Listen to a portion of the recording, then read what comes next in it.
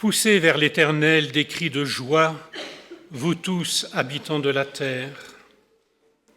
Servez l'Éternel avec joie, venez avec allégresse en sa présence. Sachez que l'Éternel est Dieu, c'est lui qui nous a fait et nous lui appartenons. Nous sommes son peuple et le troupeau de son pâturage. Entrez dans ses portes avec des louanges, dans ses parvis avec des cantiques. Célébrez-le, bénissez son nom, car l'Éternel est bon, sa bonté dure toujours et sa fidélité de génération en génération.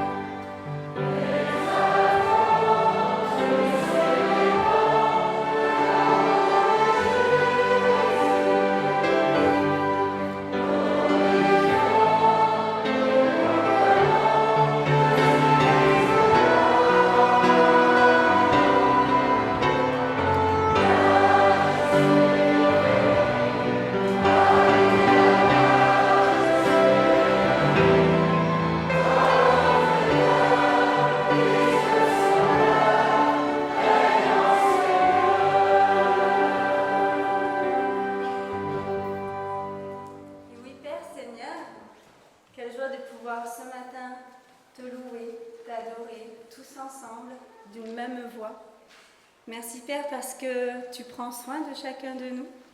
parce que tu prends soin de notre intérieur et parce que tu prends soin de nous, eh bien, nous nous sentons libres de venir ce matin te louer, mais aussi de te servir chaque jour de notre vie.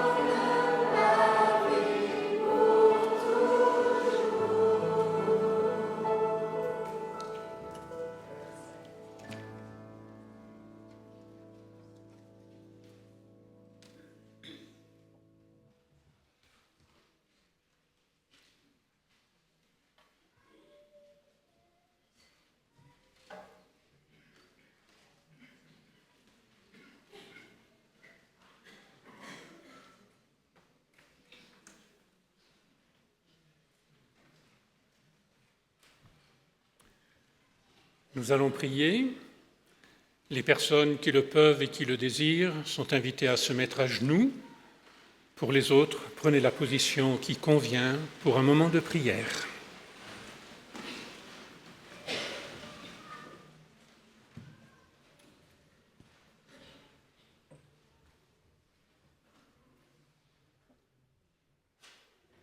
Seigneur notre Dieu, notre Père, nous te sommes reconnaissants de nous avoir précédés dans ta maison ce matin. Nous te sommes reconnaissants de nous y avoir invités. Nous sommes venus pour te rendre un culte. Nous avons besoin pour cela de la présence de ton Esprit en nous, qu'il nous permette de t'adorer comme nous le devons, de te servir comme nous le devons également. Notre Dieu, notre Père, nous voulons ce matin te recommander les familles qui ont été éprouvées par la perte de leur papa. Nous te demandons de les assister, de les accompagner et de permettre qu'ils puissent trouver en nous le réconfort, le soutien dont ils ont besoin. Nous voulons te confier également ceux qui ne sont pas avec nous ce matin parce qu'ils sont malades. Nous te demandons de veiller sur eux et d'étendre sur eux ta main bénissante. Nous voulons te recommander aussi ceux qui ne sont pas venus parce qu'ils n'en avaient pas envie. Nous te prions de parler à leur cœur par ton esprit. Et nous te demandons, Seigneur, de permettre qu'ils puissent retrouver le chemin de ta maison pour pouvoir t'adorer.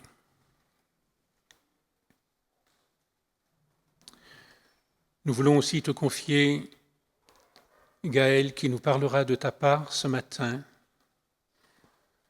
Nous te demandons de le conduire lui aussi par ton esprit, afin qu'il puisse nous apporter ce dont nous avons besoin.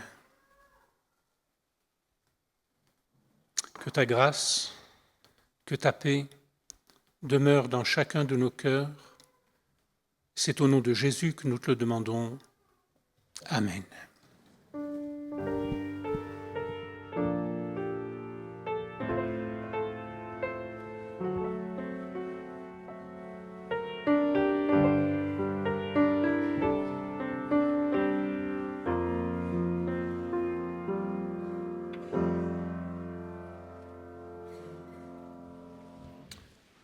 Voici le moment attendu par les enfants. Nous les invitons à venir nous rejoindre sur l'estrade.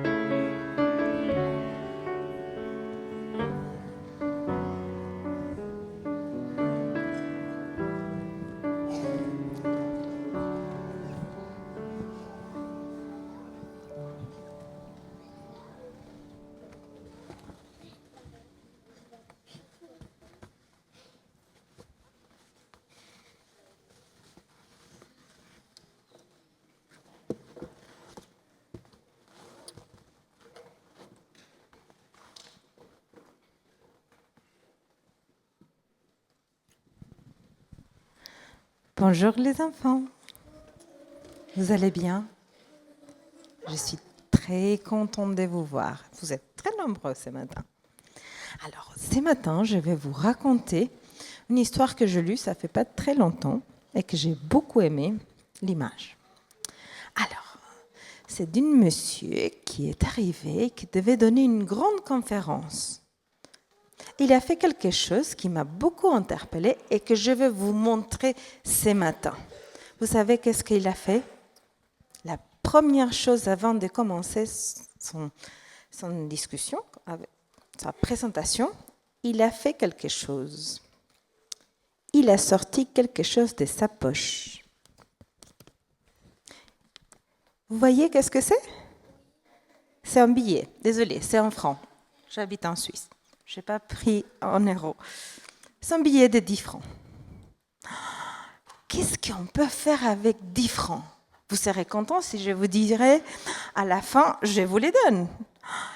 Qu'est-ce qu'on peut acheter?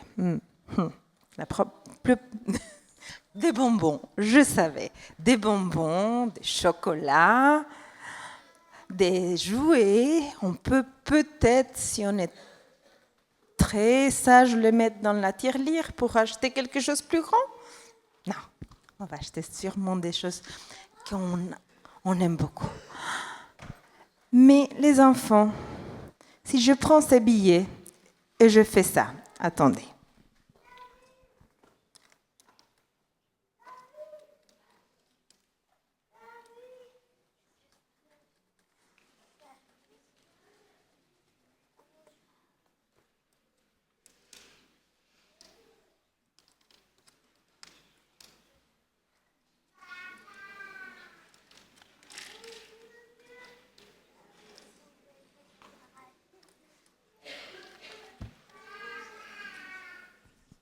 Est-ce que je peux encore aller acheter quelque chose avec ces billets qui est un tout petit peu moche maintenant? Oui, pourquoi? Oui.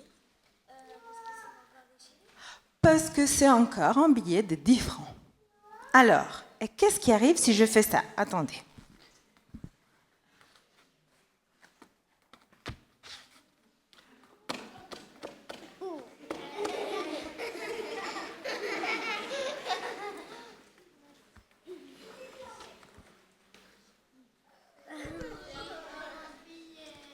Même si j'ai marché dessus, est-ce que je peux encore l'utiliser? Oui. Pourquoi? Oui. Parce que c'est toujours un billet de 10 francs. Alors les enfants, vous savez quoi? Nous, on a toujours une grande valeur. Vous savez pourquoi? Parce que c'est Dieu qui nous a donné cette valeur. Même si on est différent, même si des fois on n'est pas habillé de la même façon, on ne parle pas la même langue, on ne fait pas les mêmes choses. Mais vous savez quoi? Dieu nous a donné une grande valeur. À part ça, il nous a donné plein de talents. Simplement, des fois, on doit les développer. Mais il ne faut jamais, jamais, jamais oublier que n'importe pas si on est égaux ou différent, si on est grand, si on est petit, on a tous une grande valeur. Parce que c'est Dieu qui nous a donné cette valeur. C'est notre Père qui nous aime beaucoup, beaucoup et qui nous a donné cette valeur. Alors les enfants, je vous invite à prier tous ensemble 2 secondes, d'accord? Seigneur notre Père, merci parce que comme ces billets, n'importe comment on est, tu nous aimes et tu nous as donné cette grande valeur à tel point que tu es venu mourir pour nous. Seigneur, aide-nous à toujours nous rappeler ça et à t'aimer et à briller comme toi. Je t'en prie, Seigneur, en ton nom. Amen. Alors là, au revoir les enfants.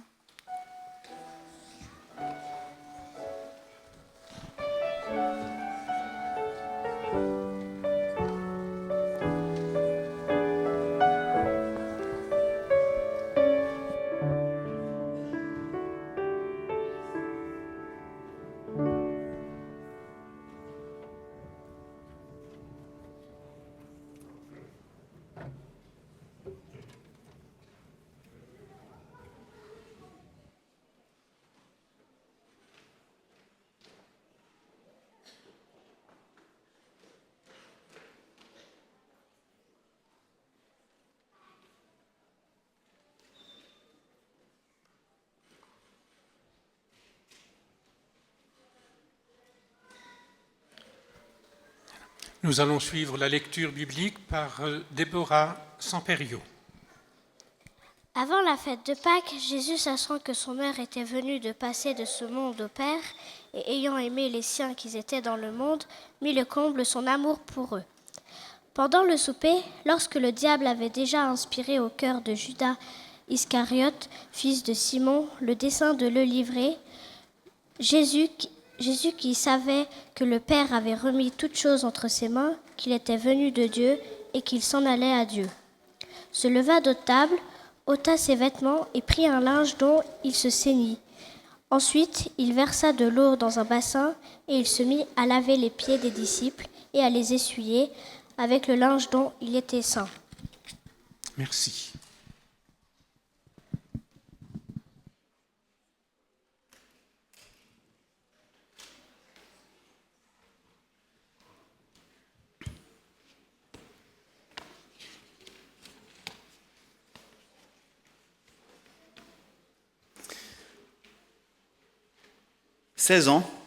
Ça fait 16 ans que je suis dans cette église de Collonges, arrivé petit jeune de 20 ans en 99, ici pour faire des études de théologie. J'arrivais d'Australie où j'avais fait des études et où j'avais vécu une grande remise en question.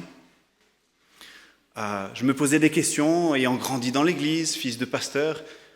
J'avais ressenti le besoin de me dire, mais ce que je crois, est-ce que je le crois à cause de mon éducation ou est-ce que c'est vraiment à moi ? Est-ce que ce sont mes convictions ?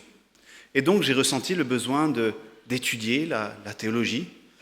Et à la base, l'idée, c'était pas de devenir pasteur, c'était d'abord pour étudier, pour comprendre, pour vérifier, pour me dire, ok, je veux comprendre pour moi-même. 16 ans plus tard, comme vous l'avez peut-être appris, je m'engage donc dans le ministère pastoral. Alessia et moi, à fin octobre, allons déménager sur Toulouse pour le stage pastoral. Et donc, pendant ces 16 ans, bien sûr, ça a été une longue réflexion sur le pastorat et sur le service. Parce que ce n'est pas sans appréhension que j'ai toujours regardé le pastorat et le service en général. En tant que chrétien, servir, c'est un idéal, c'est un mode de vie, c'est une mentalité. On parle de servir Dieu et que c'est notre vie. Et pas seulement en tant que pasteur, je veux dire, tous en tant que chrétiens, comme serviteurs. Mais j'ai vu aussi le prix, le coût du service dans tant de vie, de serviteurs dévoués, confrontés à l'épuisement, au burn-out, aux blessures, aux dégâts collatéraux qu'il y a pu avoir avec les familles et les relations. Je me souviens, j'allais dans les pastorales familiales, donc c'était les familles des pasteurs qui se réunissaient pour un camp d'une semaine, discuter les uns avec les autres. Et puis au fur et à mesure des années, je voyais les potes enfants de pasteurs venir de moins en moins. Et j'avais à cœur ces enfants de pasteurs qui avaient peut-être souffert aussi de l'engagement de leurs parents dans l'Église, et même au-delà du pastorat, des pasteurs, de tous ceux qui s'investissent, soit pour l'Église, soit pour une cause sociale. Servir, oui, mais à quel prix ? Et il semble que parfois le choix de vie se présente de cette manière. Soit je prends soin des autres, mais pour ce faire, je dois me sacrifier ma famille, disparaître et nier tout besoin personnel. Soit je prends soin de moi, mais alors je dois sacrifier les autres et je suis un gros égoïste. Comment alors puis-je m'appeler chrétien ? Et ce choix, quelque part, tout le monde y est confronté. C'est l'enfant qui, en grandissant, doit composer entre le besoin d'être aimé et donc de plaire, de faire des choses pour être aimé, et celui de se construire en tant qu'individu, et donc de suivre sa voie. C'est l'étudiant qui doit choisir une profession. Est-ce que les seules professions autorisées pour un chrétien adventiste, c'est des professions, soit le pastorat, donc ça c'est le numéro 1, ensuite éventuellement professeur, docteur, tout ça c'est autorisé. Voilà. Après le reste, le business, je sais pas, la science, tout ça, c'est parce qu'ils ont raté leur vocation. Donc voilà, est-ce que pour l'étudiant, l'étudiant chrétien, c'est une direction obligatoire? C'est le père, la mère de famille, qui doit jongler entre des engagements extérieurs et intérieurs à sa famille. Et cette question, elle se pose aussi au niveau national, collectif. Est-ce qu'un pays doit privilégier ses habitants ou bien ouvrir ses frontières pour aider ceux qui sont dans le besoin? Donc toujours, il y a ce débat qui est là. Alors socialement, souvent, le choix de se sacrifier pour être au service des autres, c'est plus largement valorisé, surtout dans un milieu chrétien. D'ailleurs, Jésus ne dit-il pas, dans Matthieu, « Si quelqu'un veut venir après moi, qu'il renonce à lui-même, qu'il se charge de sa croix et me suive » Ou alors encore plus radical, dans Luc, « Si quelqu'un vient à moi et qu'il ne haït pas son frère, sa mère, son épouse, ses enfants, ses frères, ses sœurs, et même sa propre vie, il ne peut pas être mon disciple. De la même façon, quiconque parmi vous ne renonce pas à tout ce qui lui appartient ne peut être mon disciple. » C'est radical. Et dans ce texte, j'ai regardé, il n'y a pas de problème de traduction. Je veux dire, c'est bien le mot « haïr » qui est utilisé. Quoi ? Jésus demanderait qu'on aime ses ennemis, mais qu'on haïsse sa famille, ou même qu'on se haïsse soi-même. Est-ce que Jésus demande que pour le servir, on doive disparaître pour être au service des autres, que l'on n'ait plus ni désir, ni besoin, ni priorité? Est-ce que c'est ça que Jésus demande? On a chanté tout à l'heure « Reçois ma vie comme un sacrifice vivant ». Qu'est-ce que ça veut dire? Parce que si on n'a pas la réponse à cette question, quelque part on est toujours peut-être dans une certaine culpabilité de se dire « mais si je suis fatigué, non, il ne faut pas que je l'écoute ». Jésus lui-même accusait les religieux de son temps de mettre des fardeaux trop lourds sur les gens. Et là, ce qu'on vient de lire, c'est un peu à ça que ça ressemble quand même. Car à force de porter, de donner, on se vide et on finit peut-être par ressembler à une ville ruinée. On va prendre dans le livre de Néhémie,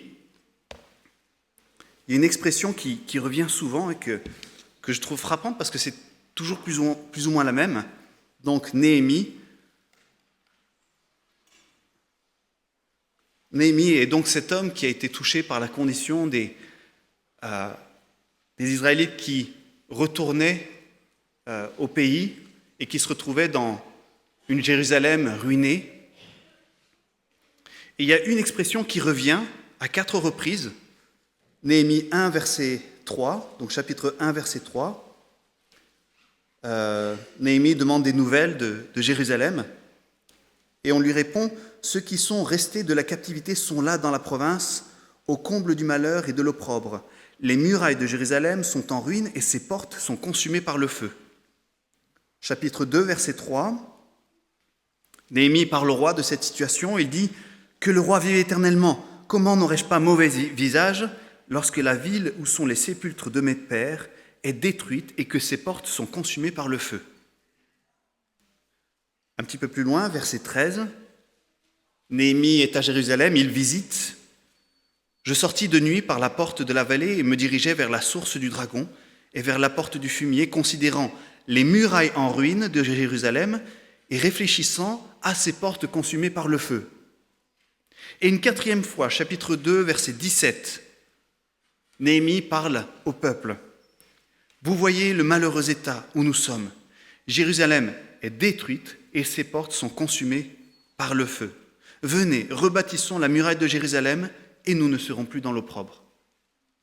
Donc 4 fois, on répète que les murailles sont en ruine et que les portes sont consumées par le feu.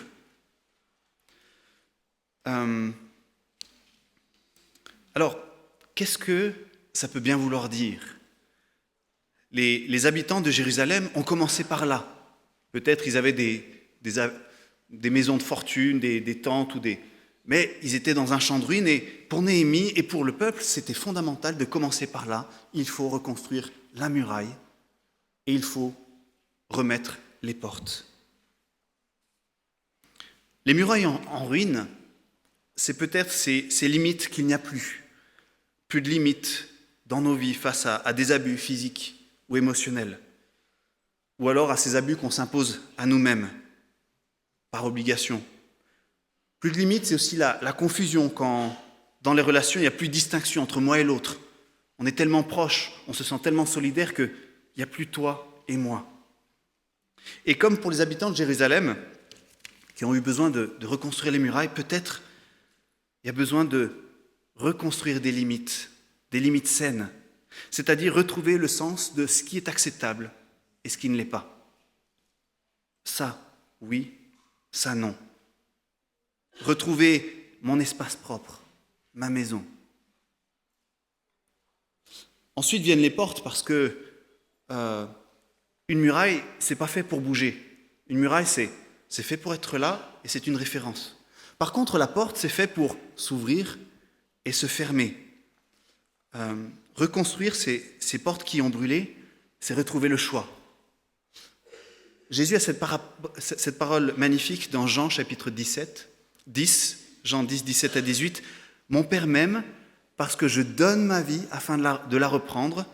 Personne ne me l'enlève, mais c'est moi qui la donne. » C'est-à-dire que Jésus dit qu'il ne fait pas les choses par obligation, mais par choix. Personne ne lui a imposé son destin, c'est lui qui l'a choisi en pleine connaissance de cause. Et je crois que, voilà, quand après peut-être des abus, après peut-être n'avoir plus de limites, une fois que ces limites sont posées, reconstruire les portes, c'est reconstruire la décision, le choix, de dire « Ok, là j'ai le droit de dire non, là j'ai le droit de dire oui ». Ça me fait penser à cette autre parole de Matthieu, où Jésus dit « Que votre oui soit oui, que votre non soit non, et tout ce qu'on y rajoute vient du malin. » C'est-à-dire, quand tu dis oui, apprends à être entier dans ton oui, c'est-à-dire sans regret ou sans sentiment d'obligation. Et apprends à être entier dans ton non, c'est-à-dire sans culpabilité et sans peur d'être abandonné ou d'abandonner. Moi, je sais, il y a longtemps, j'ai une amie qui m'avait offert une petite poupée. Ça représentait, vous savez, un de ces personnages de Monsieur Madame. Les petits livres pour les enfants. Au milieu, il y avait Monsieur Non. Monsieur Non, c'est un monsieur avec une bouche comme ça. Elle me l'avait offert, elle m'a dit « Écoute Gaël, il faut que tu apprennes à dire non. » Parce que, voilà, quand on me demande quelque chose, si je dis non, peut-être la prochaine fois on ne me redemandera pas. Peut-être qu'on m'abandonnera, ou peut-être qu'on dira « celui-là, c'est un égoïste. » Réapprendre à ce que ton oui soit un oui entier et que ton non soit un non entier. Le problème, c'est que face au besoin de reconstruire ces murailles et ces portes, on peut tomber dans l'autre extrême. On risque de se replier sur soi, de se barricader en essayant de protéger tout ce qu'on pense avoir. Donc, peut-être parce qu'on a été blessé, on va mettre une distance dans la relation, on va essayer de ne plus ressentir, on va essayer d'étouffer les émotions, et on va essayer de tout contrôler. Au niveau d'un pays, c'est à ce moment-là qu'on se referme, qu'on pointe du doigt l'étranger, qu'on ferme les frontières. Les rumeurs les plus irrationnelles viennent alimenter les peurs. Et l'une de ces peurs, c'est de perdre son identité. Je ne sais pas si vous avez entendu, il y a quelques semaines, il y avait Premier ministre hongrois, qui disait « Le problème des réfugiés, c'est qu'on risque de perdre notre identité chrétienne. » C'est fort comme parole. Et donc on a ce balancier entre deux extrêmes. Si on reste ouvert, est-ce qu'on va perdre qui nous sommes? Alors oui, les murailles et les portes sont nécessaires, mais comment éviter qu'elles deviennent des murs d'exclusion pour ceux qui sont dehors et des murs de prison pour ceux qui sont dedans? Et c'est là que cette question d'identité est primordiale, parce qu'au cœur de la ville, qu'est-ce qu'il y a? Il y a le temple, le lieu de la rencontre, le lieu du point de rencontre entre Dieu et l'homme. En gros, dans cette ville, tu n'es pas tout seul. Tu n'es pas tout seul dans ton service. Tu n'es pas tout seul parce que Dieu est là. C'est dans la relation avec Jésus, et seulement dans la relation avec Jésus, que tu peux reconstruire des bases saines, des limites saines, des choix sains, et être réellement en sécurité. Vous avez entendu tout à l'heure le texte de Jean chapitre 13. C'est Jésus qui est sur le point de laver les pieds de ses disciples. Et en lisant ce texte, je me suis dit, mais comment c'est possible que Jésus, le Maître et le Seigneur de l'univers, se met à genoux devant sa créature pour lui laver les pieds? C'était un geste d'esclave. Il n'y avait que les esclaves qui lavaient les pieds des gens. C'est comme ça qu'on faisait une distinction entre le statut social des personnes. Comment est-ce que lui, il en est arrivé à faire ça? Alors il y a deux textes, justement dans ce qu'on a lu, qui me semblent donner la clé de l'équilibre dans le service et dans cette question soin de soi, soin des autres. Le verset 1, donc Jean chapitre 13, verset 1. Avant la fête de la Pâque, Jésus, sachant que son heure était venue de passer de ce monde au Père, et ayant aimé les siens qui étaient dans le monde, mit le comble à son amour pour eux. Alors la première clé, c'est l'amour. Et on retrouve cette histoire de choix. Quand tu sers, que ce soit par amour. C'est là le moteur, c'est là le carburant du service. Quand il n'y a pas d'amour, ça peut finir qu'en frustration. Parce que finalement, on attend peut-être de la reconnaissance en retour. On attend quelque chose qui va nous payer quand même de ce service trop bénévole. L'amour comme moteur et carburant du service. D'abord, mais ça ne s'arrête pas là. Parce que si on en gardait ça, alors on pourrait tomber dans l'autre extrême, qui est de dire, par amour, je me donne complètement. Je dois disparaître. Et c'est là que vient l'autre clé qui vient équilibrer cela. Et c'est deux versets plus loin, verset 3, qui vient juste avant le lavement des pieds. Donc c'est une parole, pendant longtemps je ne l'ai pas compris, je me disais mais qu'est-ce que ça fait là? Jésus qui savait que le Père avait remis toutes choses entre ses mains, qu'il était venu de Dieu et qu'il s'en allait à Dieu, se leva de table, ôta ses vêtements et lava les pieds des disciples. Il semble qu'ici il y a une clé du service. Alors, Jésus qui savait que le Père avait remis toutes choses entre ses mains.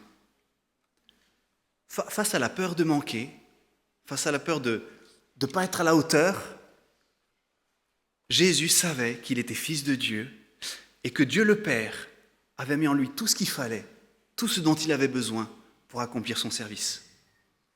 Il n'avait rien à prouver, rien à envier, rien à comparer, tout était là, il avait tout entre les mains. Et de la même manière, nous avons tout en Christ. Dieu pourvoit. Nous pensons avoir seulement un pique-nique entre les mains, et pourtant on peut nourrir une foule. Dieu a tout mis entre nos mains. On a plus de ressources entre les mains que ce que nous croyons. Et sans que cela nous dépouille. Le jeune homme qui a amené ses pains et ses poissons, il a bien mangé à la fin. C'est-à-dire qu'il y a un mystère, que dans le don, il y a multiplication. Mais c'est multiplié par Dieu. Ce n'est pas moi qui suis obligé d'inventer. Moi, je ne suis pas Dieu. Je ne peux pas inventer, je ne peux pas créer à partir de rien. Moi, je suis limité. Je ne peux pas donner plus que ce que je n'ai.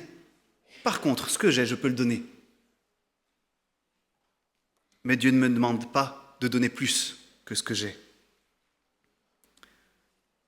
Ça continue en disant, Jésus savait qu'il était venu de Dieu. Jésus savait d'où il venait et d'où était la source de son identité. On parlait d'identité tout à l'heure. Et c'est important. Il n'avait pas besoin du service pour avoir une identité. Parfois, peut-être parce qu'on ne sait pas trop comment être par rapport aux autres, parce qu'on doute de sa valeur, être au service, c'est un moyen assez pratique d'avoir une identité. On est la personne qui dit oui. On a la personne qui est toujours présente. On a la personne sur qui on peut compter. Et ça valorise. Et je comprends. Et je fonctionne aussi comme ça. Mais quand ça devient à un point où ça devient ton identité, qu'est-ce que je deviens quand j'ai plus de responsabilité, quand j'ai plus de rôle dans l'église, quand j'ai plus de service officiel, quand il n'y a plus de reconnaissance. Donc ici, Jésus dit, il savait qu'il venait de Dieu. Son identité, il la tirait de Dieu, il ne la tirait pas de son service. Il ne la tirait pas de ce qu'il faisait. Il la tirait de qui il était, fils de Dieu, fils du Père. Voilà, c'était ça son identité avant de ce qu'il faisait. Donc, mon identité quand je sers ne dépend pas de ce que je fais. Elle ne dépend pas de mon rôle, de mon titre, de ma casquette, de mon costume. Et d'ailleurs, dans Jean chapitre 15, un petit peu plus loin, 15, Jésus dit « Je ne vous appelle pas serviteur, mais ami ». Dieu ne demande pas apparemment des serviteurs. Ça fait partie de notre langage, ça fait partie de nos habitudes de dire « oui, être au service de Dieu, être au service des autres ». Mais apparemment, Jésus dit « Non, ce n'est pas des serviteurs que moi je veux, c'est des amis ». Pourquoi ? C'est quoi la différence entre les deux ? Jésus le dit, parce que le serviteur, il se contente d'obéir sans savoir pourquoi. Moi, je vous appelle amis parce que je vous explique ce qui se passe et que je veux qu'on soit collaborateurs dans une œuvre commune. Je veux vous dire ce qui se passe. Comme ça, on n'est plus serviteur et servi. On est ensemble dans une œuvre commune. Amis de Jésus. Et puis, dernière partie de ce verset, et qu'il s'en allait à Dieu. Jésus savait où il allait. Jésus savait que son destin allait au-delà de cette terre, que ce n'était pas juste le ici et maintenant, il voyait plus loin. Le service, c'est pas un but en soi en fait. Le service, c'est parce qu'il y a une vision derrière. Le but du service, c'est que cela permette qu'un jour, il n'y ait plus besoin de service. Parce qu'il n'y aura plus ni souffrance, ni douleur, ni blessure, ni mort. Nous servons pour qu'il n'y ait plus de service. Nous servons pour qu'il n'y ait plus besoin de service. Et donc, servir, ça ne devient pas la base de notre vie. Servir, c'est dans un but. Et le but, ce n'est pas le service. Servir n'est pas un but en soi. Donc, si on résume ce verset, quand on sait d'où on vient, ce qu'on fait ici et pourquoi, alors on a tout ce qu'il faut pour servir en étant entier et sans se détruire.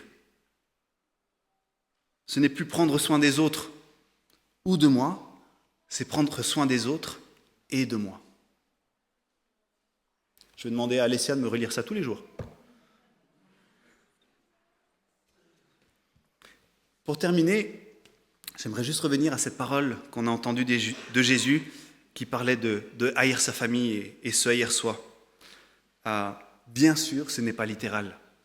Je vois mal comment Jésus qui a redonné sa valeur aux délaissés, à ceux qu'on laissait de côté, dire maintenant tu dois te haïr toi-même. Non, c'est pas possible.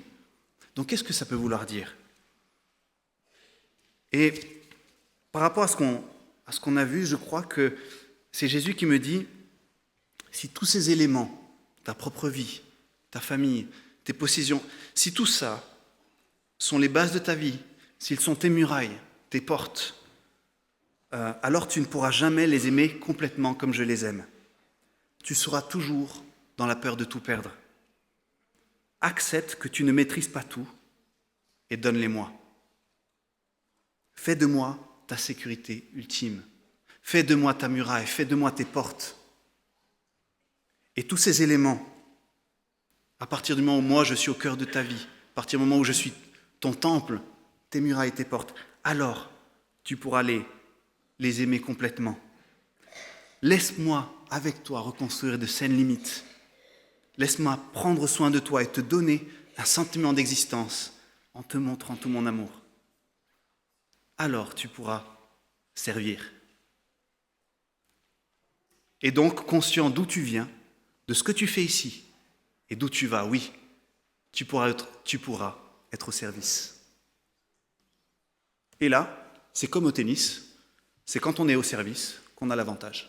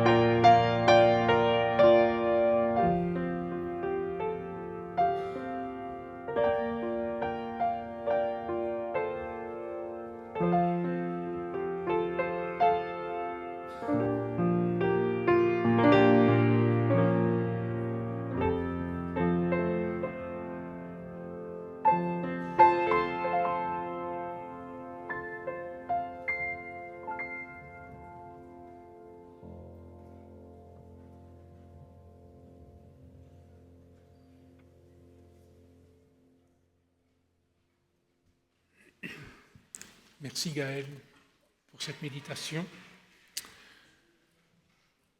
C'est le moment de recueillir nos dîmes, nos offrandes. Nous allons demander au diacre de service de passer dans nos rangs.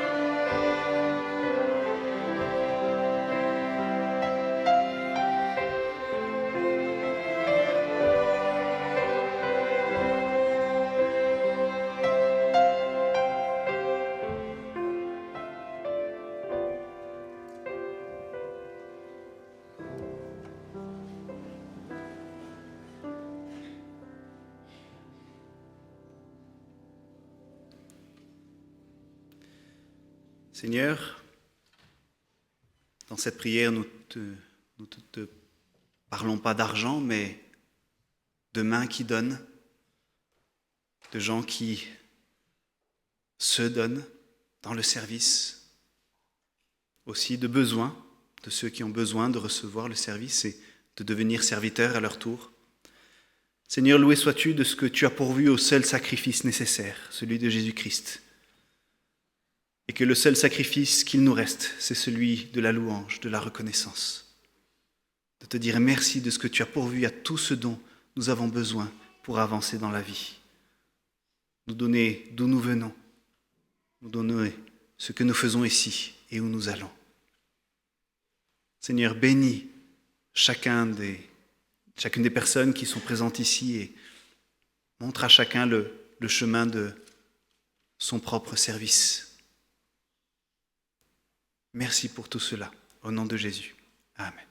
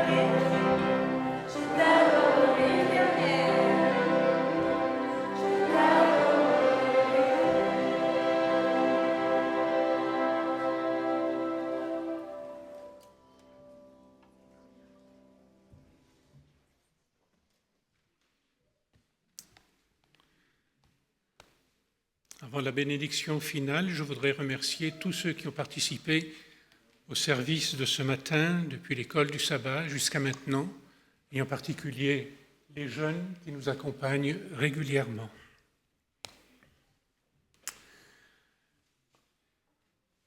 Que la grâce, la miséricorde et la paix soient avec vous, de la part de Dieu le Père, de la part de Jésus-Christ, le Fils du Père, dans la vérité et l'amour.